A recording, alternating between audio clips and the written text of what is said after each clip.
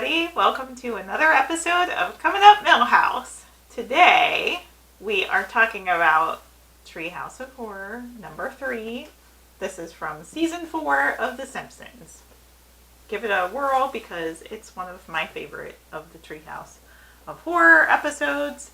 I think it's a lot of fun. There are 3 segments that make it a really great episode. Would you like to share a little bit about that? Yeah, this time they gave titles to them. I like when they do that because it's easier to compartmentalize where they are.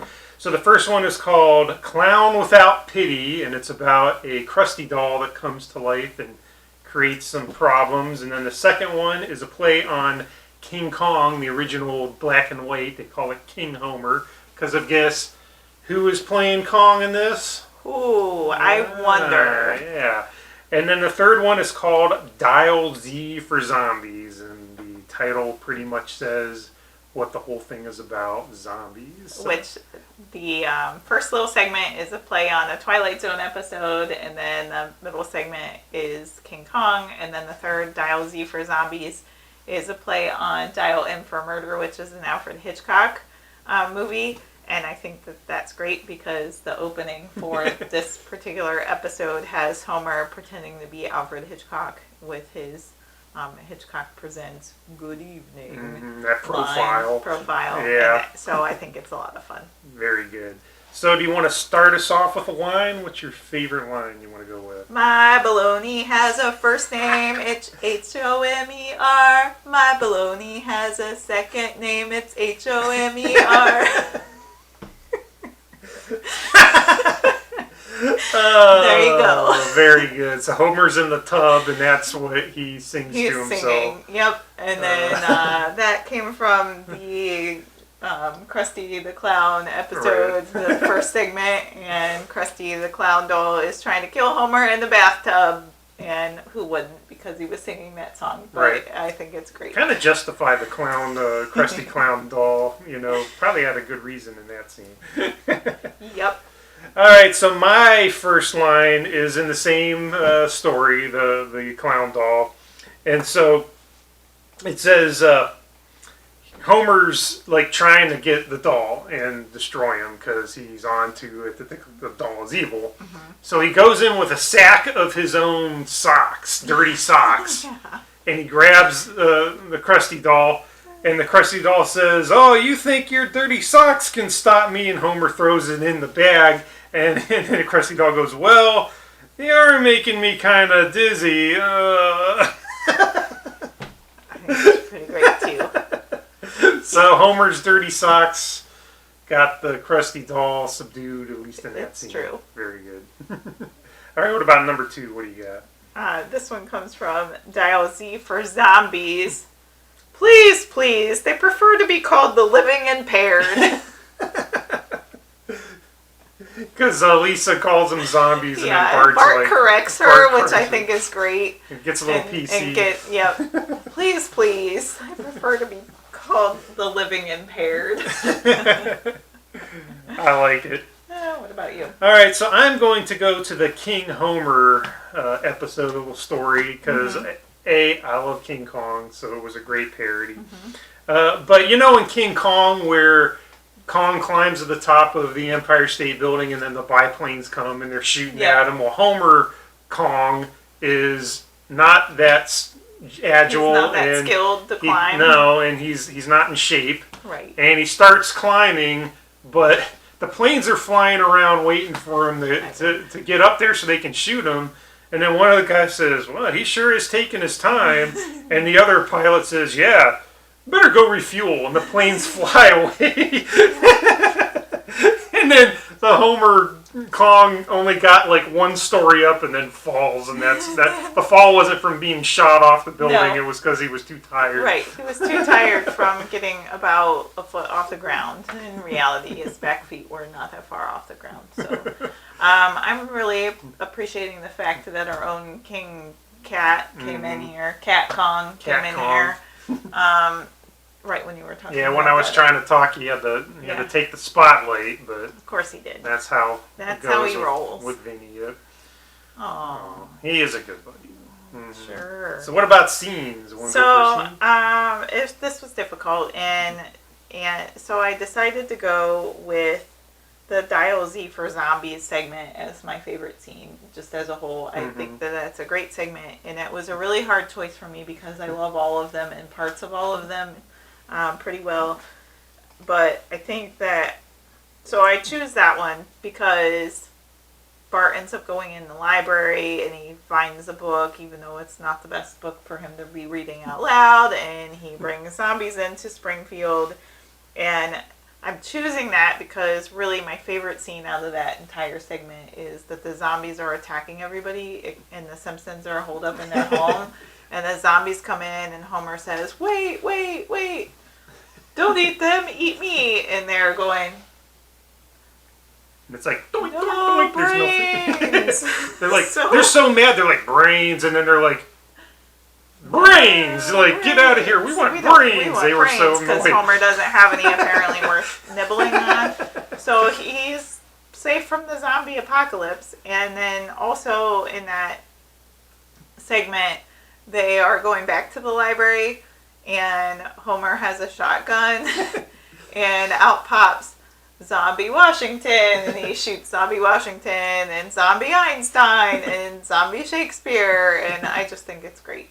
So, of course, I chose the one that has a very library-driven opening and close to that segment. So, what about you? What's your favorite scene? My favorite scene is Homer Zombie, no brains. But I also will mention when they decide to go to the library, Homer gets this shotgun with like a lever action, and he's like, shh, to the book depository. And I like that image, and then of course shooting the Washington and Einstein and Zombie Shakespeare. I did not expect you to go with that. I went with that one because I don't know, I like that scene a lot. Even though my favorite of the vignettes is probably the Homer Kong, but those are more like a collection of little things. But the zombie Homer no brain thing, classic. I had to go with it. That's pretty good. All right, want to do winners or losers first? Let's go with winners. Okay, what do you got for a winner? So my winner, I went with Barney because in the King Homer episode, Barney does not get eaten by King Homer, and this is after Homer has eaten Lenny and Smithers and a spoof on Shirley Temple and a couple other things, and then Barney is like, hey, do you want a peanut? And hands them a bag of peanuts, and Homer just eats the entire bag of peanuts, and Barney starts kicking him in the foot and yelling at him, I only said one! So I'm saying Barney's the winner because I'm pretty sure that if I were Homer, I would have picked Barney up and just chomped on him at that moment myself. So Barney's my winner. He stood up to the King Homer and kicked him in the shins and he won. Didn't get eaten. So yeah, that is a good win. All right. So my win is going to actually be not part of one of the three main stories, because what's going on throughout the episode is the Simpsons are having a Halloween party and they're telling each other these stories. So there's these like interludes in between each one where they're doing that. And then one of the interludes, there's a knock at the door, they open it up, and this ghoul comes rushing in, squirting with no head, squirting blood out of its veins and his neck. And then it's Flanders pops his head up out of that, and he's got the best costume, freaks everyone out, almost gives Grandpa a heart attack. And I'm like, okay, Flanders, you had the best costume. You win. You're the winner. This episode. Which is a great segue for my loser, because I went with Grandpa Simpson. Because Grandpa got so terrified by Flanders' amazing Halloween costume, which I wrote that down, that I wanted to point that out in this segment, that Flanders had an amazing Halloween costume. But poor Grandpa almost has a heart attack, and he wets his pants. So he's my loser.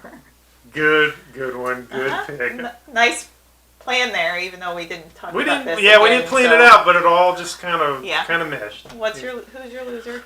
My loser is, going back to what you said during the King Homer episode, Shirley Temple. Because there's this whole gag about how they're on Broadway, and they actually make a joke about, what are we going to do with this big giant ape on Broadway? Well, he's just going to stand here on stage for 3 hours or so. And so when he starts running amok, he's just tearing up that area, and Shirley Temple is singing the Good Ship Lollipop on stage, and she's like, "And the good ship lollipop, it's a sweet trip to a candy shop where bonbons," and then King Homer bursts in, "Play!" and picks her up and eats her. Yep. And I'm like, where else are you going to see Shirley Temple getting eaten by King Kong? She did not come out very good in this episode. That's true. I like season 4, the third Treehouse of Horror. It is definitely one of the better Treehouse of Horrors in my memory. Right. Really good stuff. It is. It's really good stuff. Anything else you want to talk about with that? No, I think we covered everything here. But remember, October is still in full swing. Mm-hmm. We are not done with Treehouse of Horror episodes. We will have some more coming at you very soon.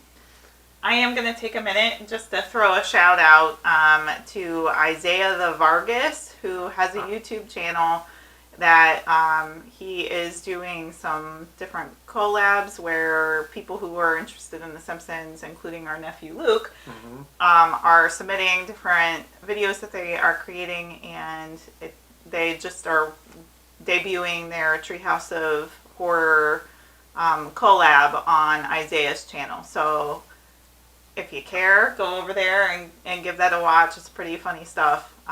Clever collaborations, and they actually used a bit of season 4's Treehouse of Horror. So I wanted to shout out to Luke and to Isaiah and everybody out in the collab for that. Thanks for giving us that information to share with you. Yep, go check it out. It's pretty fun. All right, so that's our episode for this week. We will be coming back at you very soon. And until the next time, Jiminy Jillikers.